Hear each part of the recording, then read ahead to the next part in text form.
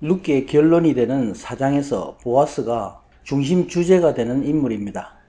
보아스가 엘리멜렉의 기업을 물음으로 나오미와 그 며느리 룻을 하나님의 뜻 가운데로 회복시킵니다. 그 영적인 내용은 예수 그리스도의 신부가 되는 교회에 주시는 하나님의 약속의 말씀입니다. 이 하늘의 영원한 약속의 말씀을 이 땅에 이루어지는 그림자로 보여주고 있습니다. 이것이 룻기의 결론입니다. 곧 하나님은 한 약한 여인들을 사용하심으로 이스라엘의 빛과 하나님의 계획을 드러내고 있습니다. 룻기는 아가서와 연결되어서 이해되어야 합니다. 바로 룻기가 예수 그리스도의 초림을 약속하는 전편이라면 예수 그리스도가 교회의 신부가 되는 주제의 이야기인 아가서는 전편에 이은 본편이라고 할 수가 있습니다. 마치 예수님의 초림과 재림을 연결해서 알아야 하는 것과 같습니다. 예수님의 초림이 원인이 되는 전편이라고 그러면 예수님의 재림은 결론이 되는 본편입니다. 오늘 본문에서 룻이 아들을 낳음으로 다윗의 족보에 들어가는 축복을 갖게 됩니다. 룻의 성실과 헌신의 삶이 곧 예수 그리스도를 쫓아서 사는 십자가의 삶을 사는 성도의 모습을 비유하고 있습니다. 바로 신부된 교회의 모습입니다.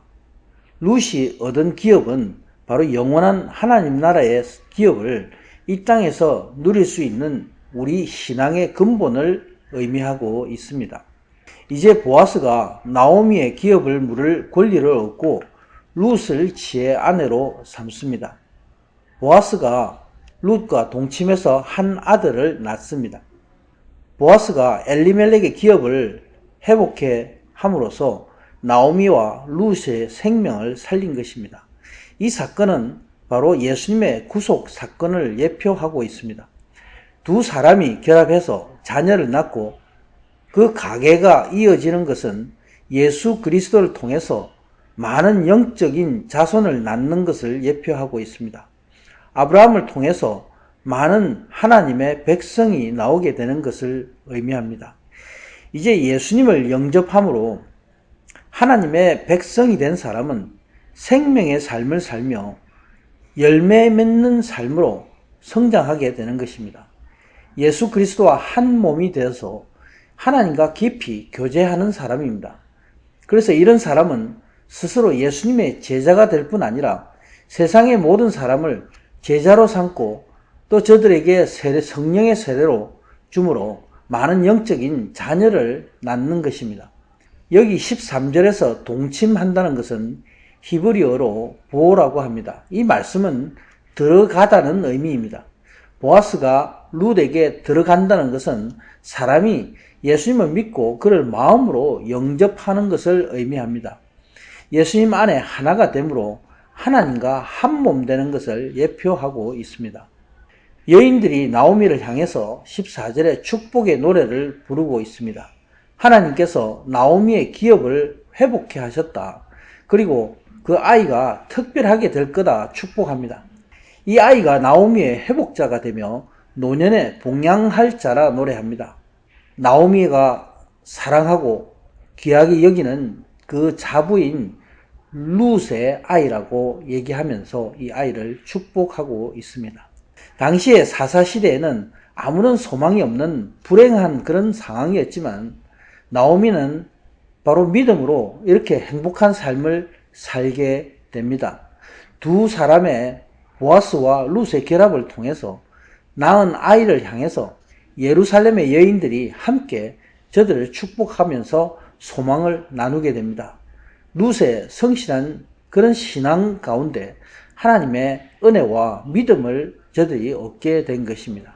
이것이 바로 이스라엘의 빛으로 드러나게 된 것입니다. 이는 구원받은 자가 받게 되는 영원한 기업인 하나님 나라의 삶을 비추어 주고 있습니다. 하나님은 자신의 경륜에 따라서 끝까지 사람들을 구원에 이르게 하십니다. 룻기는 이렇게 하나님의 사랑과 구원의 섭리를 우리에게 가르쳐 주고 있습니다. 나오미가 아기를 품에 품고 그의 양육자가 되었다 말씀합니다. 이웃 여인들이 나오미가 아들을 낳았다 기뻐하면서 그 아이에게 이름을 오벳이라 지어줍니다. 룻의 이야기는 하나님이 어떻게 다윗 왕에게 축복이 시작하게 되었는지 오래전 축복의 뿌리를 찾아서 보여주고 있습니다. 다윗 왕의 이스라엘 통치는 곧 흑암 시대의 빛을 비추는 순결한 룻의 사랑으로부터 이어져 내려온 하나님의 축복인 것을 명확히 보여주고 있는 이야기입니다. 보아스와 룻의 아이 오벳은 이새를 낳습니다. 이새는 다윗 왕의 아버지입니다. 이새는 바로 예수 그리스도의 왕권을 예표하는 이스라엘의 왕 다윗을 낳은 것입니다. 18절 이하는 족보의 이름들이 나옵니다. 룻기의 이렇게 마지막은 베레스의 족보로서 유다에서부터 다윗 왕까지의 가계의 족보를 보여주고 있습니다. 베레스는 유다와 다말 사이에 출생한 유다의 아들입니다. 유다 지파는 메시아의 언약을 받은 축복된 지파입니다. 그래서 룻기는 이 축복된 유다의 족보를 마지막으로 삽입해서 기록하고 있습니다. 바로 혈통을 따른 예수 그리스도의 족보입니다. 성경에는 많은 사람들의 이름과 이름이 나와 있습니다. 사람의 이름이 약 3,000개고 지명이 약 1,500개가 됩니다. 이것은 성경이 사실을 기록한 역사서인 것을 말씀해 주고 있습니다. 특별히 많은 이름들이 기록된 족보가 여러 군데 기록되어 있습니다. 우리가 족보에 들어가 있는 성경의 이름들을 읽을 때 물론 지루하게 느껴질 수 있지만 이 이름들이 적혀 있음으로써 우리는 감사할 수 있습니다. 왜냐하면 하나님 나라의 백성들은 자신의 이름들이 생명책에 기록되어 있는 것을 확실하게 증언하고 있기 때문입니다.